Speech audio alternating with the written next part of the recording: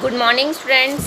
बेटा आपके ज्योग्राफी के अंदर 2 चैप्टर्स कंप्लीट हो चुके हैं। आज हम 3rd चैप्टर स्टार्ट कर रहे हैं, मोशंस ऑफ द अर्थ। हमारा 3rd चैप्टर का नाम है मोशंस ऑफ द अर्थ। इसमें हम क्या डिस्कस करेंगे, जो हमारी अर्थ है उसकी रोटेशन कैसी है, उसकी रिवोल्यूशन क्या होता है, इसके बारे में हम इसके अंदर डिस्कस करेंगे। तो देखिए, इसके अंदर जो पुराना समय था उसके अंदर लोग क्या कहते थे कि जो हमारे स्काई के अंदर जितने भी हेवनली बॉडीज़ हैं, जैसे सन, मून, स्टार्स, ये सभी क्या अर्थ के चारों ओर रिवोल्यूशन कर रही हैं। लेकिन 16th सेंचुरी के अंदर निकोलस कोपरनिकस ने क्या बताया कि एक्चुअल में फैक्ट क्या है कि जो अर्थ है वह क्या है, मूव कर रही है। और वह ना केवल मूव अपने एक्सिस पर मूव कर रही है, बल्कि वो सन के चारों तरफ भी मूव कर रही है। तो इस प्रकार से 16th सेंचुरी के अंदर निकोलस कोपरनिकस ने बताया कि जो सन है वो मिडिल में है और बाकी सारी हेवनली बॉडीज़ उसके चारों ओर रोटेशन कर रही हैं। तो the movement of the earth is on its axis is called rotation. और जो जब अर्थ अपने खुद के एक्सिस के ऊपर, जैसे ये पॉइंट है, इस पॉइंट के ऊपर जब ये अर्थ ऐसे घूम रही है अपने ही एक्सिस पे घूमते, इसे रोटेशन कहा जाता है। और जब वो वही अर्थ सन के चारों तरफ चक्कर काटती है तो उसे रिवोल्यूशन कहा जाता है।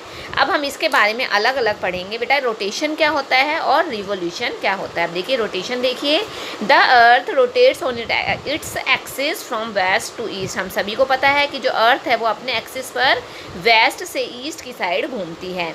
And it is tilted at an angle of 23.5 degree. और ये जो अर्थ है वो अपने अक्ष के ऊपर, अपने एक्सिस के ऊपर 23.5 डिग्री झुकी हुई है। अब आप लोगों को डायग्राम दिखाई दे रहा है, इसके अंदर आपको ये दिखाई दे रहा है, ये नॉर्थ पॉइंट है और ये नीचे साउथ पॉइंट है। ये टेढ़ा है, तो टेढ़ा क्यों है, ये 23.5 डिग्री, देखो ये दिखाई दे रहा है 23.5 डिग्री के ऊपर जो हमारी अर्थ है वो अपने एक्सिस के ऊपर थोड़ी सी टिल्ट है, झुकी हुई है। तो इसी वजह से हमारी जो अर्थ है वो हमें टेढ़ी दिखाई देती है। And the sun rises in the east, ये हम सभी को पता है, जो सन है वो ईस्ट में राइज होता है। And sets in the west, और वेस्ट के अंदर ये सेट हो जाता है, छिप जाता है। आगे देखिए बेटा, the direction of the inclination is toward the pole star. और जो पोल स्टार है हमारे स्काई के अंदर, जो पोल स्टार है, ध्रुव तारा है, उसके द्वारा क्या है, डायरेक्शंस के बारे में पता चलता है। रोटेशन सभी को बेटा समझ में आ गया। आगे है इफेक्ट्स ऑफ रोटेशन। जो रोटेशन उसके क्या इफेक्ट्स हैं, देखिए the rotation of earth on its axis cause day and night. जो अर्थ जब अपने ही एक्सिस के ऊपर रोटेट करती है तो उसके द्वारा डे और नाइट बनते हैं। As the earth rotates on the axis, जब अर्थ अपने एक्सिस पर रोटेट करती है, the portion which faces the sun. अब देखिए जैसे अर्थ रोटेट कर रही है, घूम रही है, तो जो पोर्शन अर्थ सन के, जो उसका पोर्शन सन के फेस पर, यानी कि सन के बिल्कुल सामने आ रहा है, वो वहाँ पे क्या रहेगा, डे रहेगा, दिन रहेगा। और जो पोर्शन उसके फेस के से दूर हो गया है, बैक में आ गया है, तो वहाँ पर क्या रहेगी, नाइट रहेगी। Is that clear? The line that separate the lighted part from the darken part. और जो एक ऐसी लाइन जो लाइट पार्ट को डार्क पार्ट से अलग करती है, उसे क्या कहा गया, सर्कल ऑफ इल्यूमिनेशन का नाम दिया गया है। अब आगे देखो बेटा, the earth gets it's geoid shape because of rotation. जो अर्थ है उसको जो जियोइड शेप मिली है वो किसकी वजह से मिली है, इसकी रोटेशन की वजह से ही प्राप्त हुई है।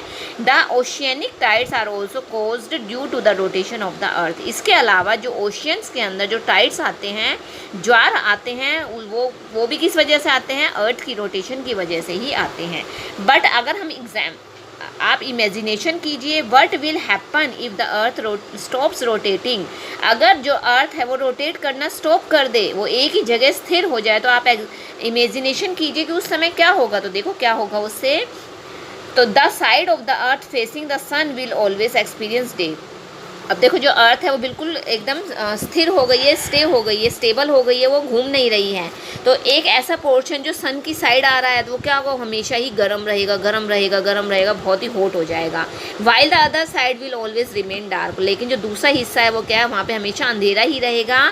Further more the lighted side will become extremely hot. तो इसका मतलब जो लाइट की साइड जो एरिया आ रहा है हॉट हो जाएगा, बहुत ज़्यादा गर्म हो जाएगा, सब कुछ जल जाएगा। और जो एरिया डार्क साइड में आ रहा है वहाँ हमेशा क्या है, फ्रीजिंग कोल्ड, वहाँ पे हमेशा ठंड रहेगी। तो ये जो इस टाइप की जो एक्सट्रीम कंडीशंस बन जाएंगी वो क्या होगी, life forms would not be able to survive. और इसके द्वारा हम लोग क्या है, जीवित नहीं रह पाएंगे। Is that clear? रोटेशन। अब नेक्स्ट हम पढ़ेंगे रिवोल्यूशन। अब देखो रिवोल्यूशन क्या होता है। रोटेशन तो था जब अर्थ अपने ही एक्सिस पर राउंड करती है, घूमती है। अब रिवोल्यूशन होता है जब अर्थ अपने एक्सिस पर राउंड न करके अपने एक्सिस पे तो राउंड करती है, साथ साथ वो सन के चारों तरफ भी घूमती है। तो देखो, the earth not only rotates on its axis, वो केवल अपने एक्सिस पर ही नहीं घूमती, but also revolves around the sun, बल्कि सन के चारों तरफ भी घूमती है। In an elliptical path, elliptical path देखो बेटा क्या होता है, ये आपका जो अंडा होता है, अंडे की शेप में, ओवल शेप में जब अर्थ ये ऐसे रोटेट करती है, जैसे यहाँ पर ये सन है, यहाँ ये सन है, तो इसके चारों तरफ क्या है, ये सन है आपका, ये और ये अर्थ है, ये इसके चारों तरफ इस प्रकार से रोटेट कर रही है। दिखाई दे रहा है सभी को? ये ऐसे जब इस पोजीशन के अंदर जब ये रोटेट करती है, इसे इलिप्टिकल पाथ बोला जाता है। The direction of the earth revolution is from west to east, जो अर्थ की डायरेक्शन है रिवोल्यूशन करने की, वो वेस्ट से ईस्ट की साइड घूमती है।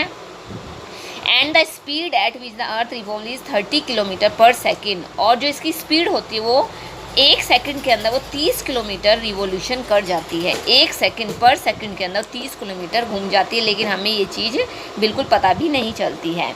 As we know that the earth completes 1 revolution around the sun in 365 days and 6 hours. जैसा हम सभी को पता है बेटा, जो अर्थ है वो अपना एक रिवोल्यूशन कितने समय में पूरा करती है सन के चारों तरफ? 365 डेज एंड 6 आवर्स, उससे 365 दिन और 6 घंटे लगते हैं। अब हमने अपनी कन्वीनियंस के लिए क्या है, 365 डेज़ को हम पूरा ले लेते हैं, लेकिन जो 6 आवर्स है उसे हम छोड़ देते हैं, इग्नोर कर देते हैं। लेकिन जब ये 6 घंटे इकट्ठे होते जाते हैं, तो आफ्टर एवरी 4 ईयर, तो हर 4 साल के बाद जब हम इन 6 घंटों को ऐड करते हैं तो इससे पूरा 24 आवर्स बन जाते हैं। कब?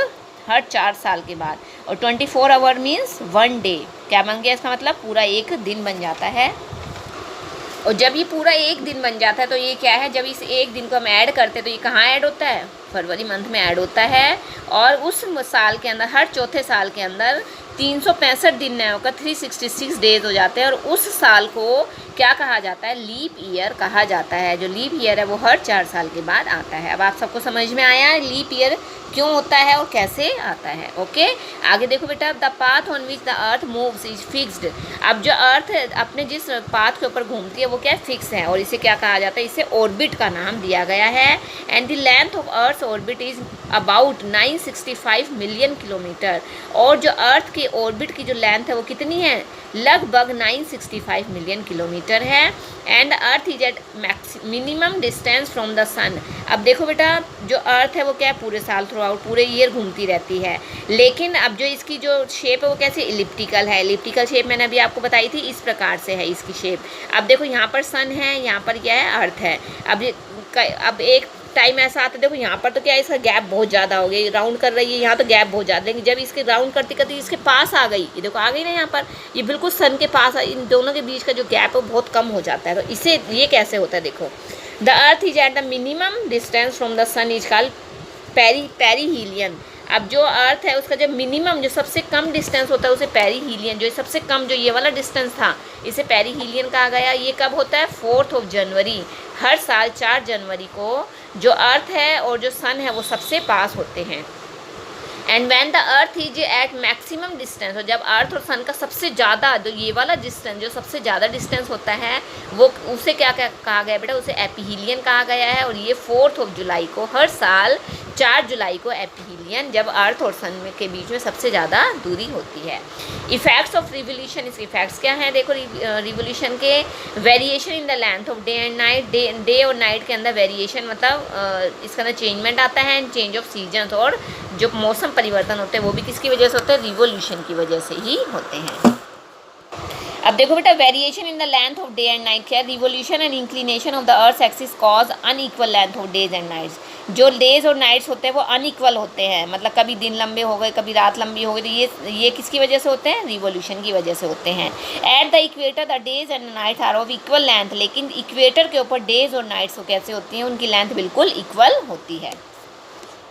देखो बेटा, आगे है चेंज ऑफ सीजन। जो मौसम में परिवर्तन होते हैं वो किस प्रकार से होते हैं? जो सीजन्स हैं हमारे इंडिया में 4 टाइप के हैं, स्प्रिंग, समर, ऑटम और winter. And the change of season are cause inclination of earth on its axis and revolution around the sun. और ये किस वजह से होते हैं? अपने एक्सिस के ऊपर और सन के चारों तरफ घूमने की वजह से क्या है? सीजन्स में चेंजमेंट आती है। The places near equator do not experience these changes, लेकिन इक्वेटर के पास वाले जो स्थान है उसके अंदर कोई चेंजमेंट नहीं आता है। And they remain hot through out the year, ये पूरे साल कैसे रहते हैं, बहुत ही गर्म रहते हैं। अब आप सभी बच्चों को ये डायग्राम दिखाई दे रहा है बेटा, देखो पहले मैं आपको ये डायग्राम समझा रही हूँ। डायग्राम में देखो ये आपको दिखाई दे रहा है, ये देखो ये अर्थ अलग अलग डेट की अलग अलग दिखाई गई हैं। 23 सितंबर में ऑटम इक्योनिक्स होता है। इसके बाद जो आपका ये आ गया कौन सी डेट है, 21 जून को जो ये सन की रेज है ट्रॉपिक ऑफ कैंसर के ऊपर जा रही हैं। 21 मार्च को सन की रेज जो है इसके ऊपर यहाँ पर आ रही है। नॉर्थ के जो ये स्प्रिंग एक्सिनोक्स हो गया है, ये विंटर में हो गया है। और इधर 22 दिसंबर को ये फिर से इसकी जो यानी कि जो रोटेशन है, जो अर्थ की रोटेशन है वो बार बार चेंज हो रही है, और इसी वजह से जो सन की रेज है वो भी अलग अलग टाइम पर अलग अलग तरीके से जा रही हैं। ओके, आगे देखो बेटा, आगे देखो बेटा, position of the sun on 21 June, 21 जून को जो सन की पोजीशन होती है वो कैसी होती है। When the north pole is tilted toward the sun the rays fall vertically on the tropic of cancer which means it receives more heat. 21 जून को सबसे ज़्यादा गर्मी होती है। सबसे हॉट डे कौन सा होता है, 21 जून को। On 21 June the sun reaches its highest and northernmost point in the sky. इसे समर सोलिस्टिक का नाम दिया गया है। आगे बेटा, पोजीशन ऑन सन ऑफ 23 सितंबर, 23 सितंबर को neither of poles are incline towards the sun, so all the places on earth experience days and nights of equal duration. इसलिए 23 सितंबर को डेज और नाइट्स की जो ड्यूरेशन होती है वो बिल्कुल इक्वल होती है, और इसीलिए इसे इक्विनॉक्स कहा गया है। इक्वल है इसलिए इसे इक्विनॉक्स कहा गया है। 23 सितंबर को ऑटम इक्विनॉक्स कहा जाता है। And it occurs when it is autumn season in the northern hemisphere, ये ऑटम सीजन नॉर्दर्न हेमिस्फीयर में आता है। आगे बेटा, position on sun on 22 December, 22 दिसंबर को देखो कैसी पोजीशन होती है अर्थ की। On 22 December the sun reaches its lowest, ये सबसे लोवेस्ट मतलब सबसे कम इसकी सन की रेज आती हैं। And the southernmost point this is known as winter solstice, और इसे विंटर सोलिस्टिक कहा गया है। 21 जून को था समर सोलिस्टिक, और 22 दिसंबर को है विंटर सोलिस्टिक, यानी कि इस दिन सब यहाँ पर क्या है, सबसे ज़्यादा ठंड 22 दिसंबर को सबसे ज़्यादा ठंड होती है, और 21 जून को सबसे ज़्यादा गर्मी होती है। कहाँ पर, नॉर्दर्न हेमिस्फीयर में। लेकिन सदर्न हेमिस्फीयर में इसका जस्ट अपोजिट हो जाता है। आगे है बेटा, position on the sun on 21 March, और 21 मार्च को देखो क्या होता है, इस दिन भी क्या होता है, all the places have equal hours of day and night. इस दिन भी क्या है, डे और नाइट के जो आवर्स होते हैं बिल्कुल इक्वल होते हैं। It is spring in northern hemisphere and autumn in southern hemisphere. यह नॉर्दर्न हेमिस्फीयर में स्प्रिंग सीजन में आता है, और सदर्न हेमिस्फीयर में ऑटम सीजन में आता है। तो इसीलिए 21 मार्च को स्प्रिंग इक्विनॉक्स या वर्नल इक्विनॉक्स के नाम से इसे जाना जाता है। Is that clear. आगे बेटा, 21 June is the longest day in the northern hemisphere.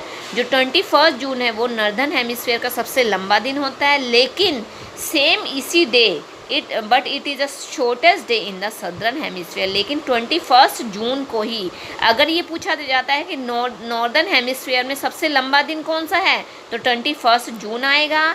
लेकिन अगर सदर्न हेमिस्फीयर में सबसे छोटा दिन पूछा जाए तो भी 21 आएगा। लेकिन आपको ध्यान रखना है ये आपका सदर्न हेमिस्फीयर में सबसे छोटा दिन होता है, और उसी दिन नॉर्दर्न हेमिस्फीयर में सबसे लंबा दिन होता है 21 जून को। बेटा ये आपका चैप्टर था, चैप्टर कंप्लीट हो गया है। आप इसको अच्छे से वीडियो को देखोगे, इसको अंडरस्टैंड करोगे।